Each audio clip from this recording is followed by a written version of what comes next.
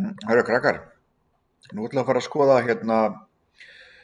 uh, hvernig maður heildar brot eða fall sem er á þessu vegu. 1 deilt með x í þriðja eða x í fjórða eða eitthvað slíkt. Þannig að byrjum fyrst á því bara að tala þessum svona heildi sem erum vöna að heilda og hvernig maður gerir það. Sko, maður veit það að svari hérna er á forminu x í sjötta. Þannig ég sjá ég er að taka veldið, þetta veldi 5 og ég hækkaði upp í 6. Ok, það er svona mitt fyrsta skref. Síðan þarf ég að setja hérna fyrir framan 1 sjötti. Af því að þegar ég ætla að diffrita hérna og ég set þessa 6 hérna fyrir framan, að þá mun þessi 6 cancela hana út og þá mun þá ekkert vera fyrir framan. Því sjá að hérna er ekki neitt fyrir framan x í 15. Ok, þannig að hérna kemur síðan plus k. En við þurfum ekki að spá í k akkurat núna. En við ætlum núna að taka fyrir svona dæmi. Og það sem maður byrjar á að gera, að skrifa, er að segja að þetta er sama sem og x í veldinu mínus 3. Ok, og þetta var regla sem þurfum að segja að spá í. 1 deilt með x er til dæmis sama og x í mínus 1.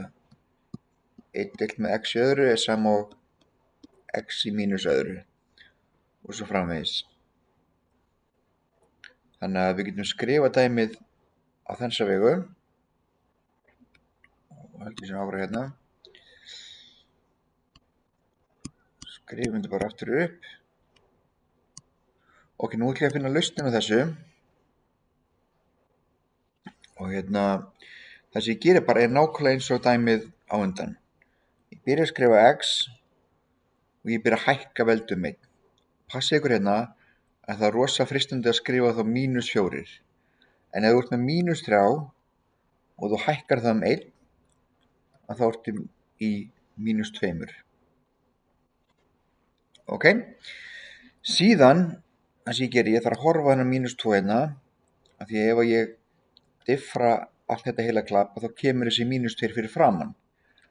Og ég vil ekki fá mínus 2 fyrir framan, þannig ég ætla að gera hérna mínus 1 deilt með 2. Það er ekki sjóra á þessu. Ef ég tek þetta hérna og ég bara diffrita, þá er þetta mínus hálfur, mínus 2 kemur hérna, kemur x-ið, ég lækka það niður í mínus 3 og þá sjáum við að hérna er mínus, hann cancelast út og hérna er með 2, hann styttist út og þá set ég bara eftir með x í mínus 3. Það þýðir að ég veit að þetta hérna sé mitt rétta heildi. Ok, og við getum líka gert þetta nákvæmlega sama fyrir x í 1 deilt með x í fjórða mínus eða fjórða svo framvegis. Ég ætla baka þess. Það er eitt sem ég glemdi hérna. Ég ætla núna að skrifa þetta á venjulegu formi. Þetta verður svona. Þannig kemur x í öðru. Ég er að taka þetta hérna. X í veldinu mínus 2. Og ég er að setja x-ið undir strik. Og þá verður veldið plus 2, ekki mínus 2. Þannig að þetta hérna er endalegt svar. En það er hérna í vinnubókinni að þá er hérna útlistað hvernig maður heildar 1 deilt með x í öðru, 1 deilt með x í þriðja og svo framvegis. Við getum notað það líka.